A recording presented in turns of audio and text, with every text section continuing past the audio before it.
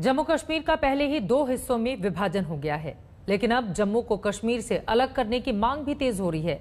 जम्मू की बड़ी आबादी की शिकायत यह है कि कश्मीर का विधानसभा में बहुमत है, लिहाजा उनकी बातों को सुना नहीं जाता। जम्मू की समस्याएं हल नहीं होती। बीजेपी और शिवसेना जैसे दल भी जम्मू को अलग राजनीतिक दर्जा दिए जाने की मांग लंबे वक्त से उठा रहे हैं। लिहाजा परिसीमन आयोग का गठन हुआ और वो विधानसभा की सीटों का पूर्ण निर्धारण के काम में जुट गया है। उधर पीओके की 24 सीट और कश्मीरी पंडितों के लिए भी अलग से सीट देने की मांग उठ रही है। पूरा गणित ऐसे बिठाया गया है कि जम्मू क्षेत्र का फायदा होगा। देखिए इसको बताती हुई ये हमारी स्पेशल रिपोर्ट।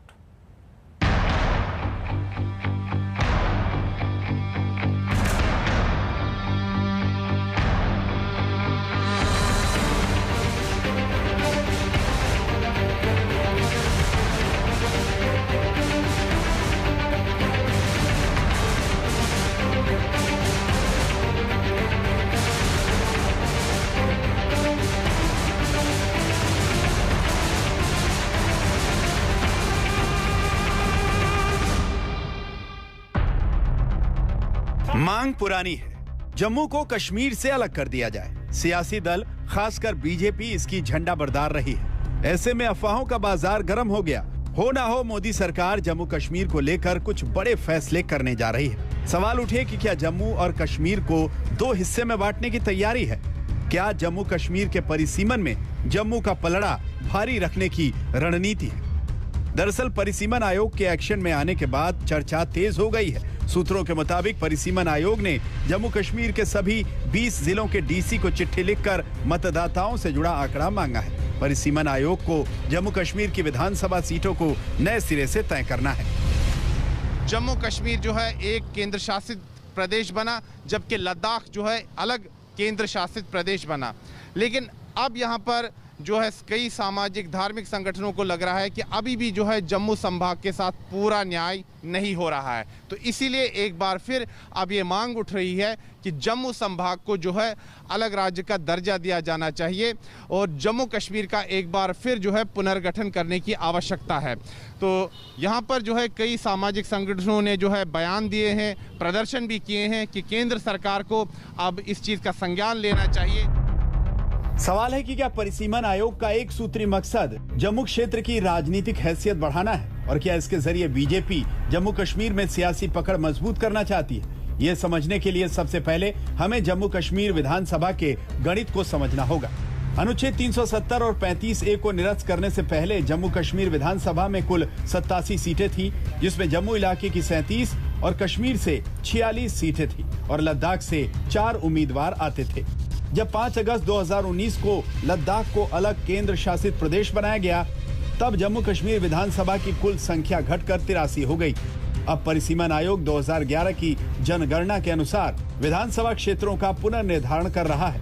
ऐसा करने से विधानसभा में कम से कम 7 और सीट बढ़ सकती है, मतलब विधानसभा की कुल सीट 90 हो जाएंगी। बात इतनी तक नहीं है, मांग ये भी उठ रही है कि जम्मू कश्मीर विधानसभा में 24 खाली सीटें भी हैं, जो पाकिस्तान अधिकृत जम्मू कश्मीर के लिए आरक्षित है। उनमें से 1/3 सीटों को भरा जाए। ऐसा करने से 24 में से 8 सीटें और मिलेंगी और इस जोड़ी गई 8 सीटों में वोट वही देंगे जो पीओके से विस्थापित होकर जम्मू इलाके में आए। सीधी बात है, इससे जम्मू क्षेत्र का पलड़ा भारी होगा। 2014 में जब मैं एमएलए बना, जम्मू कश्मीर की असेंबली विधानसभा में जाता था, वहां 24 सीटें खाली पड़ी रहती थी, 24 चेयर्स। तो अब ये भरी जाएंगी।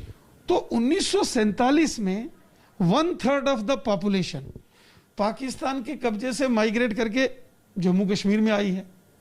तो 1/3 एटलीस्ट भरी जानी चाहिए।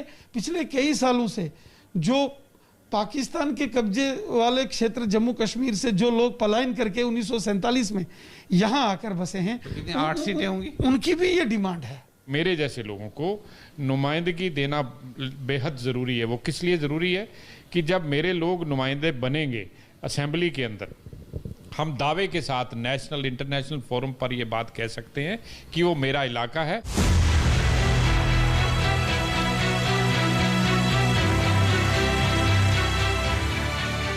इतना ही नहीं, जम्मू क्षेत्र के कई सामाजिक राजनीतिक संगठन और विस्थापित कश्मीरी पंडित भी जम्मू को राज्य का दर्जा देने की मांग कर रहे हैं। उनकी मांग है कि जम्मू क्षेत्र ने दशक से भेदभाव का सामना किया है, लिहाजा जम्मू को कश्मीर से अलग कर दिया जाए।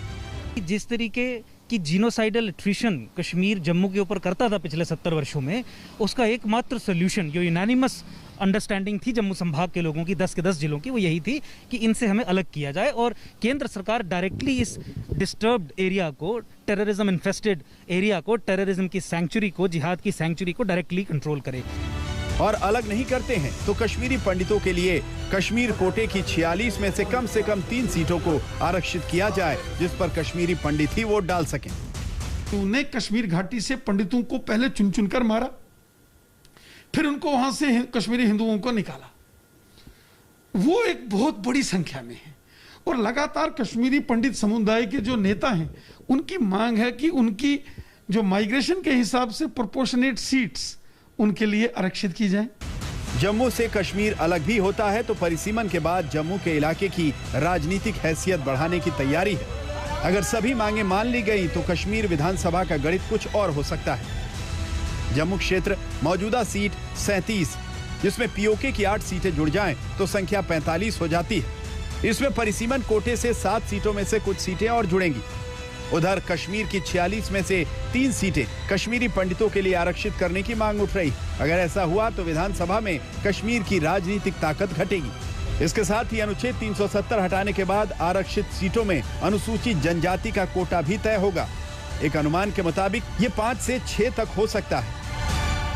बीजेपी ने अब नई रणनीति बनाई है और इसके अंतर्गत वो चाहती है कि जो पाकिस्तान अधिकृत जम्मू कश्मीर की रिक्त सीटें हैं वो भरी जाएं, कम से कम 1/3 सीटें उनमें से, और साथ ही में विस्थापित कश्मीरी पंडितों को जो है कुछ सीटें उनके लिए जो है विधानसभा में आरक्षित की जाए।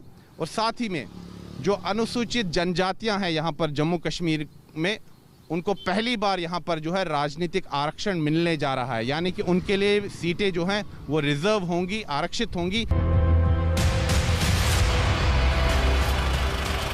बहरहाल अभी इस सियासी गणित में किंतु परंतु की बहुत गुंजाइश है। मौजूदा राजनीतिक गणित में बीजेपी जम्मू क्षेत्र में ताकतवर है, लेकिन कश्मीर इलाके में कमजोर। लिहाजा तय मानिए कि भविष्य के चुनावी नफा नुकसान को देखकर ही आगे का फैसला होगा। जम्मू से सुनील जी भट्ट के साथ आज तक ब्यूरो।